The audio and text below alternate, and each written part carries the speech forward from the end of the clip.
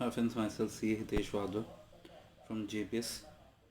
बच्चों, आज मैं आप लोगों को जो चैप्टर कराने जा रहा हूँ that is foreign exchange and balance of payment. इस चैप्टर के दो पार्ट हैं।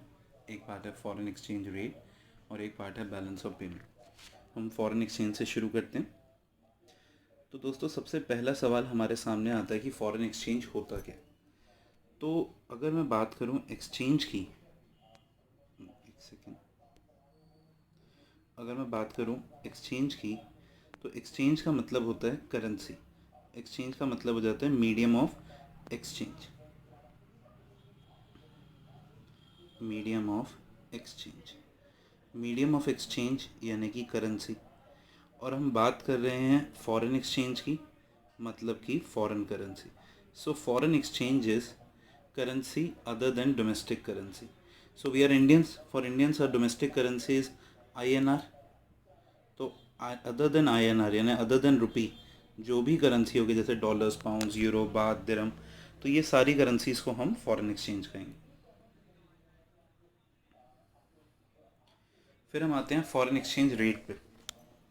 तो फॉरेन एक्सचेंज रेट क्या होता है?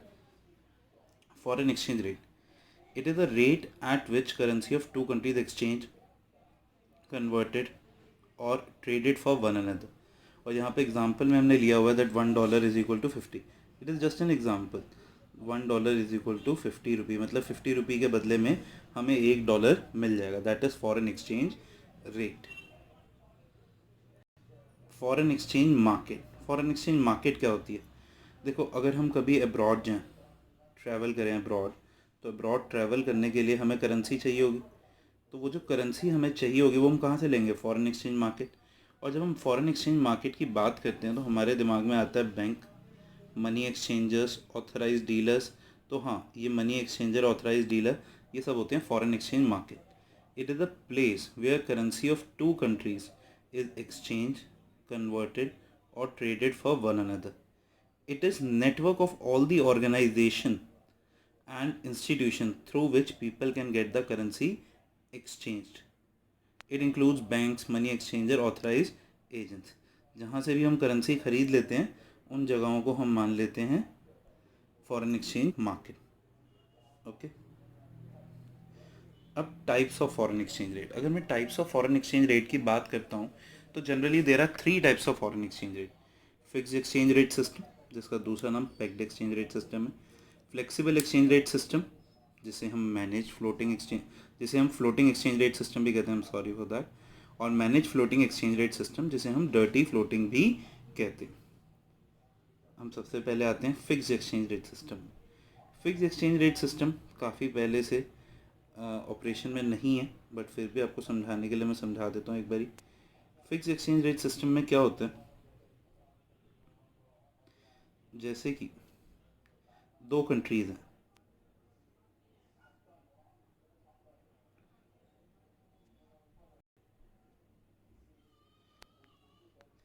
India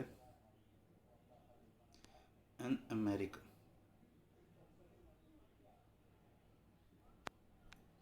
India and America. अब अगर इंडिया ने 100 kg गोल्ड रखा और अमेरिका ने भी 100 kg गोल्ड रखा, ठीक है।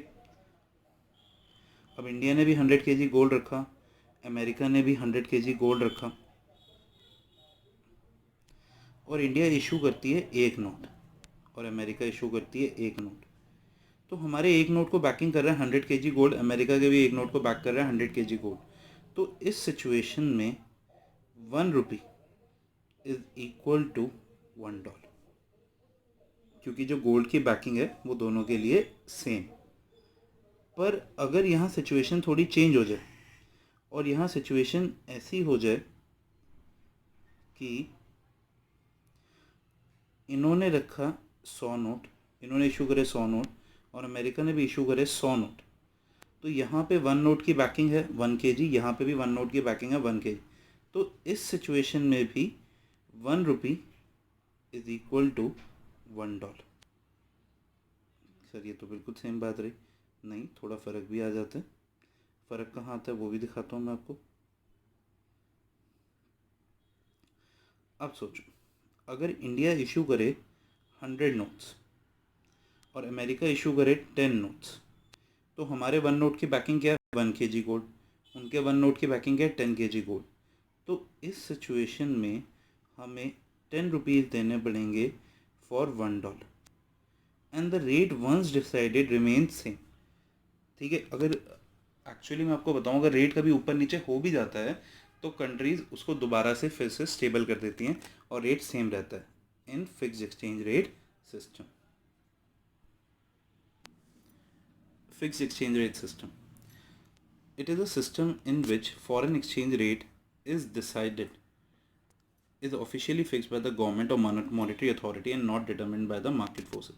मतलब यहाँ पे जो रेट है वो डिमांड सप्लाई की फोर्सेस से डिसाइड नहीं हो रहा। ठीक है, यहाँ पे कैसे फिक्स हो रहा है? यहाँ पे गवर्नमेंट रेट को फिक्स कर रही है या फिर मॉनेटरी अथॉरिटी, जैसे कि हमारे देश में सेंट्रल बैंक।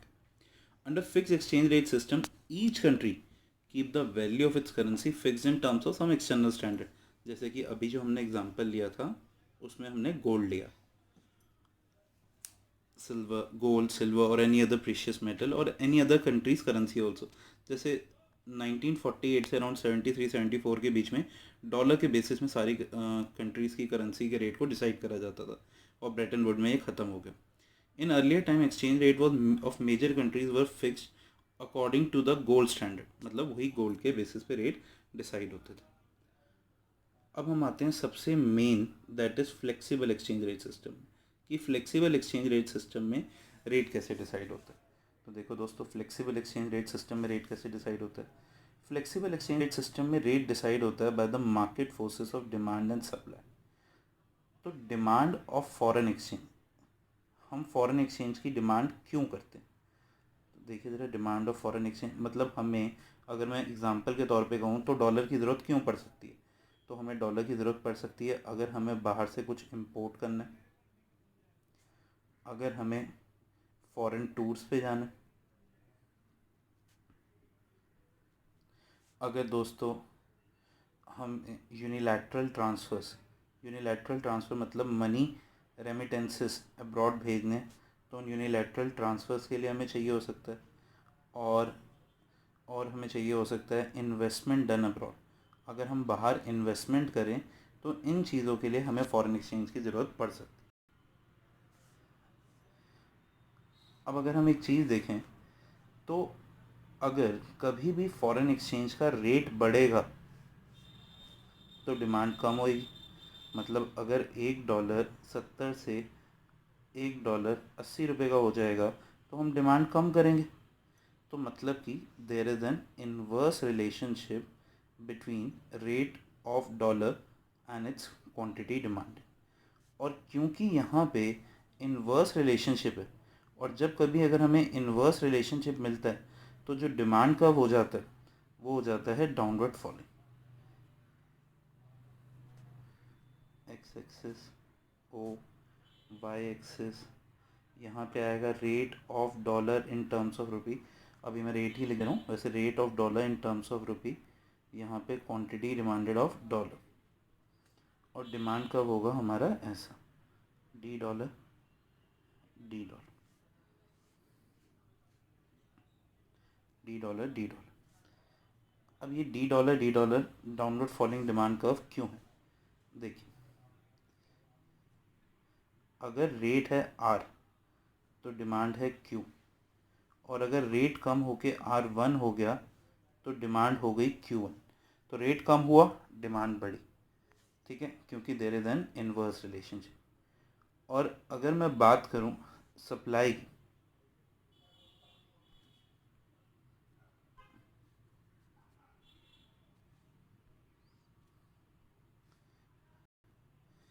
अब अगर मैं बात करता हूं सप्लाई ऑफ फॉरेन एक्सचेंज की, तो फॉरेन एक्सचेंज की सप्लाई मतलब बाहर से हमारे देश में फॉरेन एक्सचेंज किन कारणों से आता है, क्या सोर्सेस हैं जिनके लिए हमारे देश में फॉरेन एक्सचेंज आता है। तो हमारे देश में आ सकता है अगर हम गुड्स एंड सर्विसेज को एक्सपोर्ट करें, अगर हम यूनिलैटरल ट्रांसफ़र आया हमें अब्रॉड से, मतलब फ़ॉरेन में रहने वाले लोग यहाँ पे कुछ चीज़ों को भेजें, अगर बाहर से टूरिस्ट आए हमारी कंट्री में, टूरिज़्म बढ़े, और या फिर अगर बाहर से इंडिया में इन्वेस्टमेंट हो, और रेट ऑफ डॉलर का, रेट ऑफ फॉरेन एक्सचेंज का और सप्लाई का डायरेक्ट रिलेशनशिप। क्योंकि अगर रेट बढ़ता है, अगर $1 से $1.80 का होता है, तो फिरंगी को हमारे यहाँ का सामान सस्ता लगता है, so he buys more, he will travel more to our country, he will do more investment. तो देखिए सप्लाई कर्व कैसा बनता है। Supply curve is an upward sloping curve, supply curve is an upward sloping curve of foreign exchange.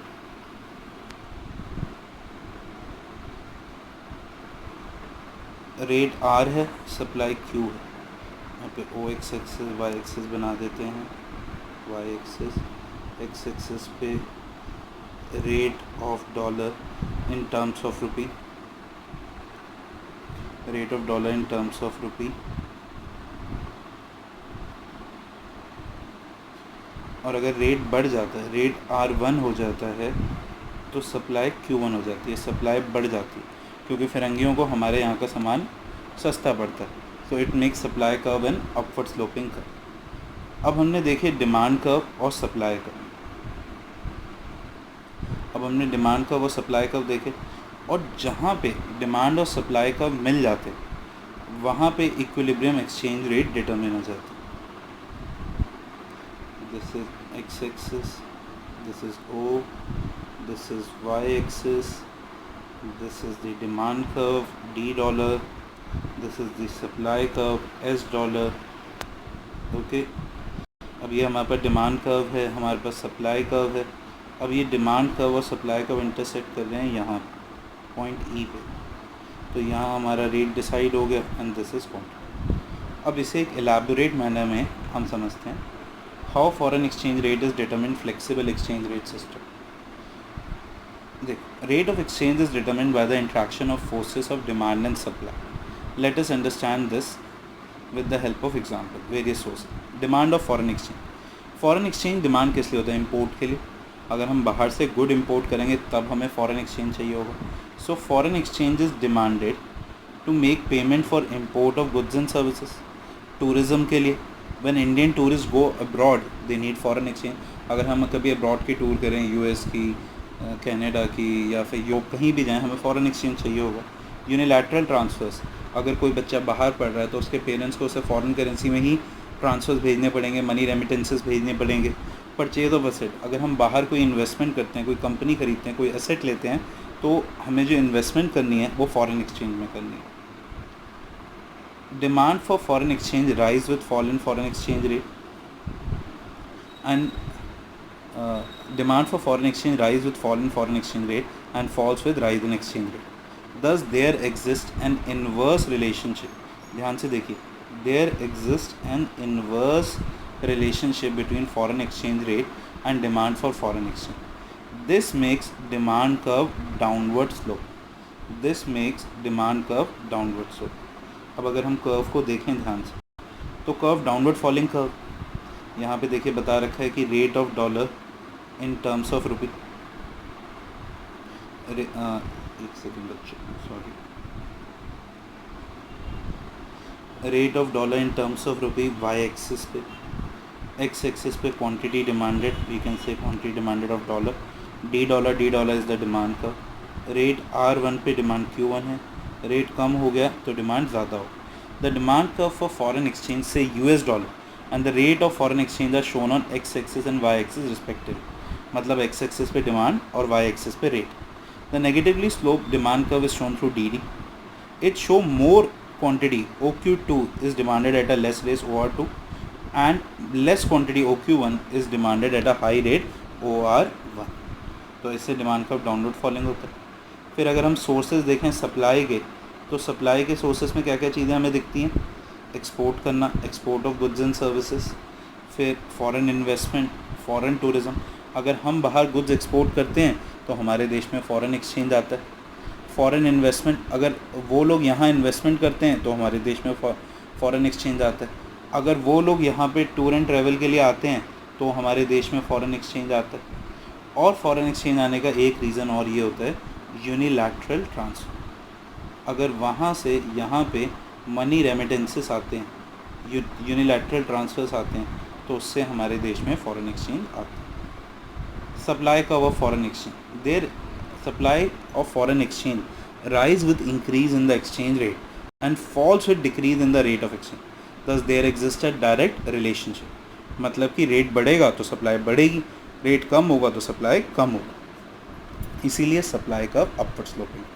Explanation में भी यही लिखा हुआ है कि O X axis quantity supplied show करती है, O X axis quantity supplied show करती है, O Y axis rate of dollar in terms of rupee show करती है, एस डॉलर सप्लाई कर्व है, रेट OR1 से OR2 हुआ तो क्वांटिटी OQ से OQ2 होगी। अब देखिए foreign exchange rate is determine by the force by the intersection of market forces और डिमांड एंड सप्लाई। अब ये डिमांड एंड सप्लाई जहाँ इंटरसेक्ट कर गए रेट डिसाइड हो गया। अब यहाँ देखो कितना क्लियरली लिखा है, in the diagram demand and supply of foreign exchange are measured on X axis and the rate of foreign exchange is measured on y-axis. DD is the downward falling demand curve. SS is the upward sloping supply curve. They intersect at point E, that is equilibrium, and OR is the equilibrium exchange rate. और यहाँ पे हमारा exchange rate decide हो जाता है। Thank you बच्चों, आज के लिए।